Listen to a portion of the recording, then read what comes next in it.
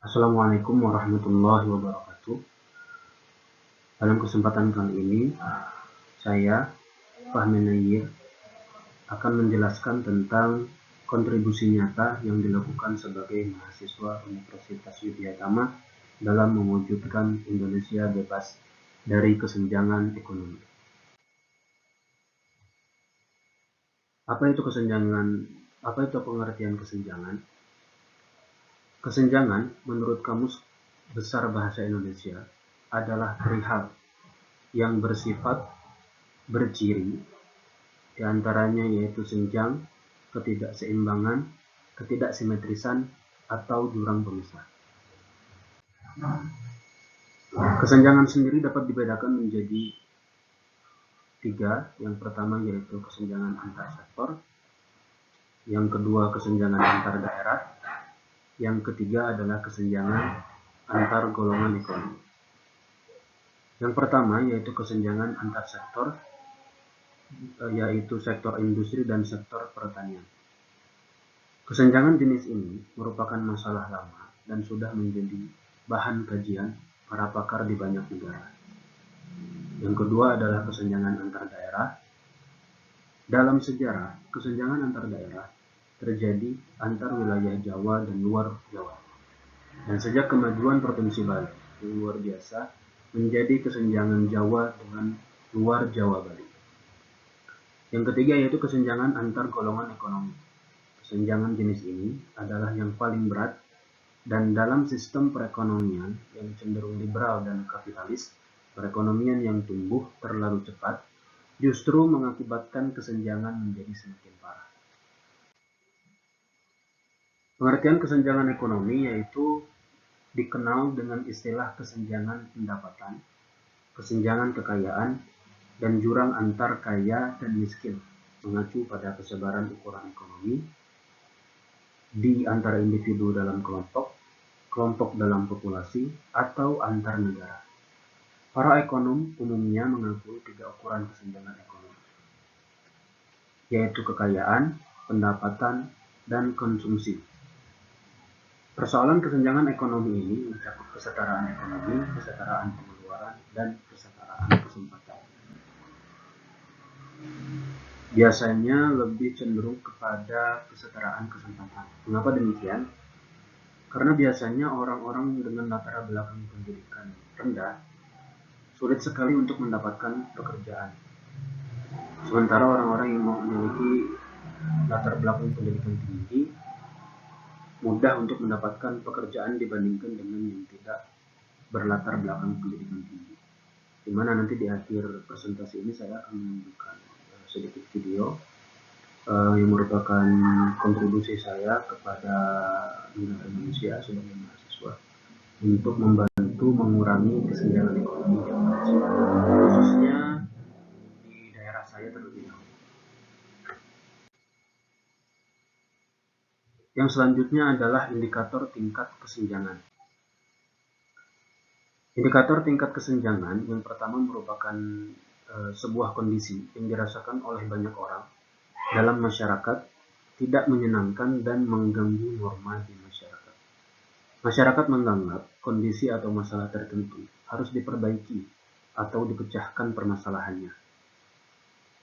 Yang ketiga, masyarakat menganggap perlunya pemecahan masalah secara menyeluruh, mulai dari pengendalian, pencegahan, dan penyelesaian, serta dilakukan secara bersama oleh banyaknya kelompok masyarakat. Selanjutnya ada tingkat kesenjangan. Menurut Sudarman Dhanim, manusia yang sejahtera adalah manusia yang memiliki tata kehidupan dan penghidupan, baik material maupun spiritual, yang disertai dengan rasa keselamatan, kesusilaan, dan ketentraman lahir dan batin, yang pada akhirnya dapat memenuhi kebutuhan jasmania, rohania, dan sosialnya. Maka berdasarkan pengertian tersebut, yang dimaksud dengan tingkat kesenjangan adalah suatu tata kehidupan dan penghidupan seseorang, baik sosial material maupun spiritual, yang disertai dengan rasa keselamatan, kesusilaan, dan ketentraman lahir dan batin, sehingga dapat memenuhi kebutuhan jasmania, rohania, dan sosialnya. Selanjutnya yaitu ukuran ketimpangan.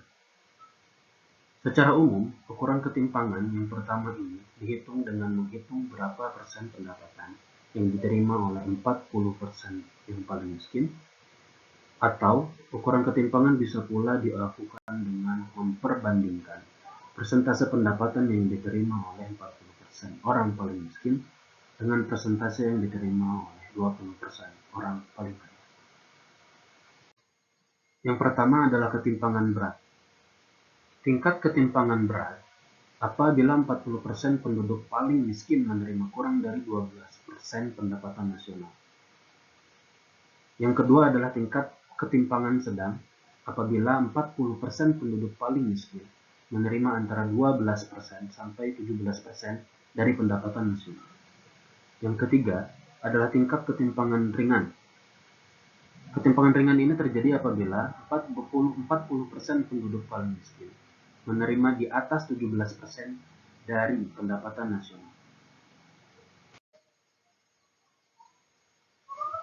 Dalam slide ini ada bukti tindakan nyata yang saya ambil untuk membantu negara Indonesia ini mengurangi tingkat ketimpangan ekonomi yang menjadi pembahasan saya.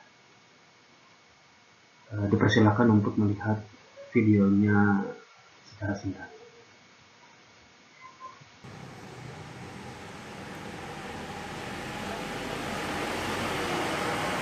Jadi ini adalah kokain yang saya buka, di mana saya membuka kokain dengan jenis kain khusus untuk perempuan, yaitu burkat atau bahan kebaya, dan juga ada batik yang bisa digunakan sebagai bahan roket, bahan bawahan, dan bahan polosan. Kemudian ada juga bahan yang bisa digunakan sebagai bahan untuk baju perempuan, mungkin gamis, bagian besar gamis, dan ada juga untuk acara-acara hajatan-hajatan. Harapan saya yaitu dengan membuka toko ini sebagai kontribusi saya untuk membantu Indonesia dalam setidaknya sedikit mengurangi ketimpangan ekonomi di Indonesia. Di toko saya memperkerjakan pegawai dengan keahlian yang saya butuhkan tanpa melihat latar belakang pendidikannya, sehingga saya berharap dengan demikian orang-orang yang tidak memiliki latar belakang pendidikan yang tinggi tidak merasa minder dengan orang-orang yang memiliki latar belakang pendidikan yang tinggi, karena walaupun mereka tidak memiliki latar belakang pendidikan tinggi, mereka tetap bisa bekerja dan mampu bersaing dengan orang-orang yang memiliki latar belakang pendidikan yang tinggi. Saya juga berharap semakin banyak orang atau mahasiswa-mahasiswa dan lulusan-lulusan universitas untuk bisa membuka usaha atau mungkin lapangan pekerjaan yang dapat memberikan pekerjaan dan lowongan pekerjaan kepada orang-orang dengan latar belakang pendidikan yang rendah, sehingga dapat membantu meningkatkan perekonomian Indonesia. Sekian penjelasan yang dapat saya berikan mengenai materi kali ini. Wabillahi taufiq wal hidayah. Wassalamualaikum warahmatullahi wabarakatuh.